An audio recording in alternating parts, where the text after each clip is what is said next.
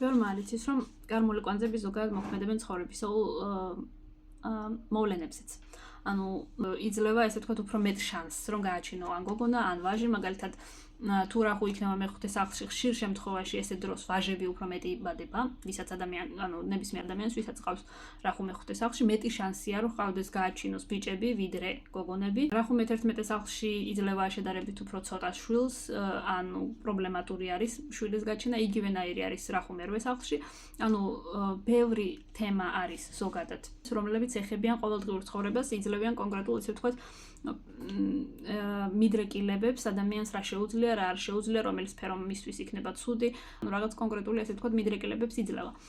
ხშირ შემთხვევაში ამას არ წერენ არსად და არ საუბრობენ, ხშირად იმის გამო, რომ მიდრეკილება არის ესეთი საზოგადოებაში, ვინც არ იცის ასტროლოგია, ბევრს გონია, რომ აი ესეთი ერთი ასპექტი თუ არის, აუცილებლად ყველგან იქნება, ანუ ერთი ასპექტი ზოგადად არ არის საკმარისი იმისთვის, რომ ადამიანმა ანუ მიდრეკილება ზოგადად რაიმეს მიმართ იყოს, ერთი ასპექტი საერთოდ არაფერს არ ნიშნავს და ის რომ მაგალითად მე მყავს რა ხო მეხუთეში არ ნიშნავს იმას, რომ მე ყველა ვარიანტში 100%-ით მეყოლება მხოლოდ ვაჟიშვილები და არ მეყოლება გოგონა. არ ნიშნავს ამას, ან არ ნიშნავს პირიქით, ეს არის მხოლოდ ერთი მაჩვენებელი. ამ ყველაფერს ემატება სხვა მაჩვენებელი, ამას ნიშნავს კონკრეტული ერთი ასპექტი ყოველთვის. რომ ეს არის მხოლოდ ერთი ასპექტი, ეს განახებს კონკრეტულ ამ ასპექტს და დანარჩენი შემდეგ დაემატება სხვა ასპექტები კონკრეტული რუკის და შემდეგ უკვე საერთო ჯამში გამოჩნდება, რომელი გადაწონის, რომელი უფრო მეტი მაჩვენებელი იქნება გოგონას თუ ბიჭის, ეს არის ესე ვთქვათ ერთ-ერთი მაჩვენებელი.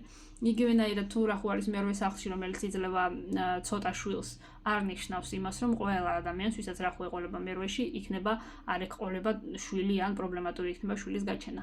ეს არის სტატისტიკა, შესაბამისად ეს მოქმედებს უმრავლესობის შემთხვევაში, მაგრამ ეს არ მოქმედებს ყველა შემთხვევაში. ყოველთვის იქნება გამონაკლისი, ყოველთვის იქნება კონკრეტული ნატალური რუკა, რომელშიც მაჩვენებლები გადააჭარბებს ამ კონკრეტულ მაჩვენებელს და შესაბამისად არ იქნება ამ მხრივ პრობლემა.